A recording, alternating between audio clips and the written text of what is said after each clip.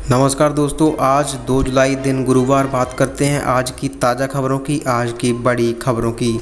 खबरों को शुरू करने से पहले जिन्होंने चैनल को सब्सक्राइब नहीं किया जल्दी जाकर चैनल को सब्सक्राइब जरूर कर लें, ताकि कोई सरकारी ऐलान होता है या फिर कोई बड़ी खबर आती है तो उसकी नोटिफिकेशन आप तक पहुंच जाया करेगी। दोस्तों, अब बात करते हैं आज के मुख्य समाचारों की, जहां पर पहली बड़ी खबर है प्रियंका गांधी को सरकारी बंगला खाली करने का आदेश, 1 अगस्त तक दी गई मोहलत। चीन को सबक सिखाने के लिए एक साथ आए 27 देश, अब नहीं बच पाएगा ड्रैगन। मस्जिद के लाउडस्पीकर की आवाज़ कम करवाना पड़ा भारी, पुलिस ने लड़की को थमाया नोटिस। देश में कोरोना की रिकवरी रेट बढ़ी, लेकिन जुलाई में बड़े खतरे की आशंका। सीमा पर चीन संग तनातनी, सेना की तैयारियों का जायजा लेंगे रक्षा मंत्री राजनाथ सिंह। दिल्ली हिंसा मामले की सुनवाई के दौरान वकीलों में तीखी बहस, हाईकोर्ट ने जताई नाराजगी। शराब पीने वालों हो जाओ सावधान, सभी राज्यों में बिक्री रोकने के लिए एससी में याचिका दायर। 59 ऐप्स पर पाबंदी के बाद भारत ने चीन को दिया एक और बहुत बड़ा झटका। 59 ऐप बैन कर चीन के लिए एक और बुरी खबर, भारत के सपोर्ट में खुलकर आया अमेरिका। दोस्तों, ये थे आज के मुख्य समाचार। अब बात करते हैं विस्तार से, जहां पर पहली बड़ी खबर है प्रियंका गांधी को सरकारी बंगला खाली करने का आदेश, 1 अगस्त तक दी गई मोहलत। जी हां दोस्तों, कांग्रेस महासचिव प्रियंका गांधी से 1 अगस्त तक सरकारी बंगला खाली करने को कहा गया है। आवास और शहरी मामलों के मंत्रालय ने एक पत्र में दिल्ली के सबसे सुरक्षित क्षेत्रों में से एक लोधी रोड पर बंगले से बाहर निकलने के लिए कहा है, क्योंकि उनके पास अब विशेष सुरक्षा समूह की सुरक्षा नहीं है। प्रियंका से कहा गया है कि अगर वह 1 अगस्त से आगे रहती हैं तो उन्हें जुर्माना देना होगा। अगली बड़ी खबर है चीन को सबक सिखाने के लिए एक साथ आए 27 देश, अब नहीं बच पाएगा ड्रैगन। जी हां दोस्तों, भारत द्वारा चीन के अहंकार को तोड़ने के लिए 59 चीनी मोबाइल ऐप पर प्रतिबंध लगाने के बाद दुनिया के 27 देशों ने उसके खिलाफ मोर्चा खोल दिया है। इन 27 देशों ने UNHRC में चीन के खिलाफ शिकायत याचिका पेश की है। याचिका में मनमाने ढंग से नज़रबंदी, व्यापक निगरानी, प्रतिबद्ध उइगरों पर अत्याचार और चीन में अन्य अल्पसंख्याओं पर चिंता व्यक्त की गई। इस याचिका में मानव अधिकारों के उल्लंघन का हवाला देते हुए हाल ही में पारित हांगकांग सुरक्षा कानून को उठाया है। इसे चीन और हांगकांग के बीच एक देश दो प्रणाली के खिलाफ बताया गया है। अगली बड़ी खबर है मस्जिद के लाउडस्पीकर की आवाज़ कम करवाना पड़ा भारी, पुलिस ने लड़की को थमाया नोटिस। जी हां दोस्तों, मुंबई में एक लड़की को मस्जिद के लाउडस्पीकर की आवाज़ कम करने का अनुरोध भारी पड़ गया।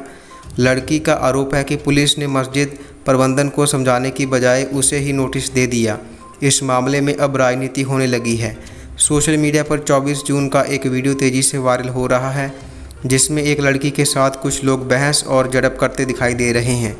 मानखुर्द इलाके में रहने वाली 25 वर्षीय करिश्मा भोसले ने जब अपने घर के पास की मस्जिद में लगे लाउडस्पीकर में अजान की ऊंची आवाज़ से परेशान होकर मस्जिद प्रबंधन से आवाज़ कम करने की गुजारिश की, तो इलाके के कुछ लोग करिश्मा और उनकी मां से बहस करने लगे, उन्हें दबकाने और उनके साथ झड़प करने लगे। अगली बड़ी खबर है देश में कोरोना की रिकवरी रेट बढ़ी, लेकिन जुलाई में बड़े खतरे की आशंका। जी हां दोस्तों, कोरोना वायरस से भारत में रिकवर होने वालों की दरों में लगातार इजाफा हो रहा है।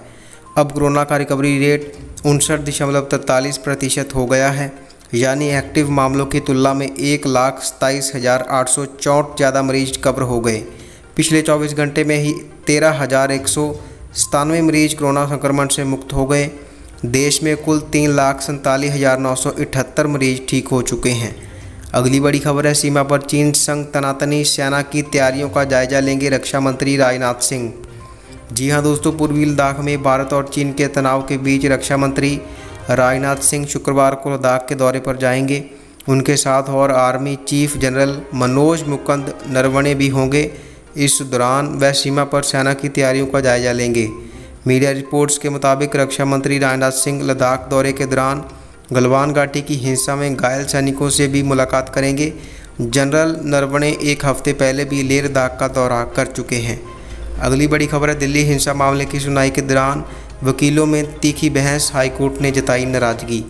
जी हां दोस्तों, एक बार फिर दिल्ली हिंसा मामले की सुनवाई के दौरान दिल्ली हाईकोर्ट में दिल्ली सरकार के वकील Rahul Mehra, additional solicitor general Tushar Mehta और केंद्र सरकार के वकील अमित महाजन की आपस में तीखी बहस हुई।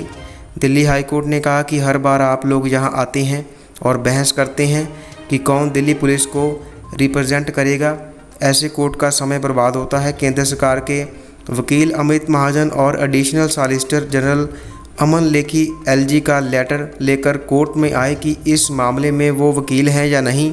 ऐसे अगर कोर्ट का समय बर्बाद करेंगे तो आखिरकार कोर्ट जुर्माना भी लगा सकता है।